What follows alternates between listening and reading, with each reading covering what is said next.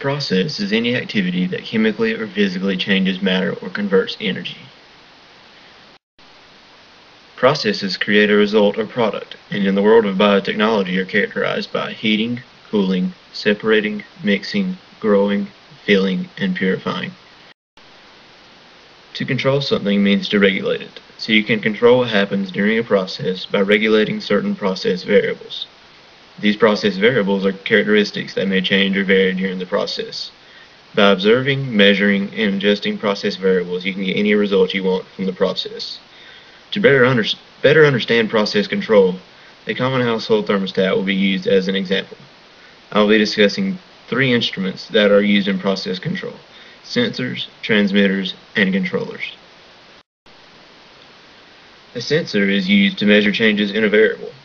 When the measured variable is changing, the sensing device will physically change its shape, produce an electrical current, or respond in some other manner. There is a calibrated scale that the change in the sensor is linked to. Examples of its sensors include a board-on-tube, which is commonly found in pressure gauges, a float that rises and falls with liquid level and is connected to a gauge. Think of the fuel gauge in your car or truck. And a mercury thermometer. In the case of a thermostat, thermistors are the sensor of choice today. Thermistors detect changes in temperature and vary the amount of resistance that is in the electrical signal which is sent to the controller, or the brain of the operation, via transmitter.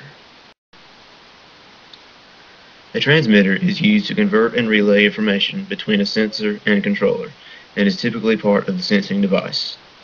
When a transmitter receives information about the controlled variable from the sensor, it converts the information to an electrical signal and sends the signal to the controller. In your home, once the temperature measurement has been gathered by the sensor, the information is sent to the brain of the thermostat, or controller, via electrical signal. The controller is used as a decision-making instrument. It decides what actions need to be taken in order to correct the process, if necessary. It receives information about the controlled variable from the transmitter and compares it to the set point. The set point is the desired value of the controlled variable that is entered in the memory of the controller, or thermostat, which in this case is the temperature which you have set on your thermostat. If there is a difference between the measured variable, which is the temperature inside your home, and the set point on the thermostat, the controller will send a signal to the final control element, which in this case can be your AC unit sitting out in your yard or behind your house, to take corrective action that is needed to keep the process within spec.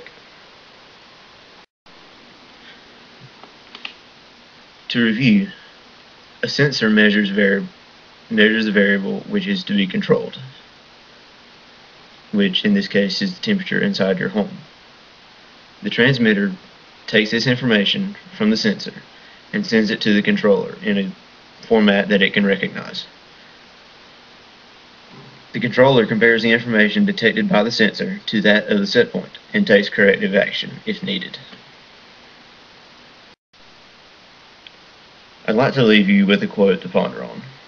William Edwards Deming once said, "If you can't describe what you're doing as a process, you don't know what you're doing."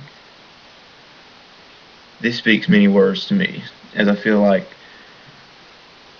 we as people should know what we're doing at all times to have a full understanding and get a good grasp on everything that we do in our everyday lives.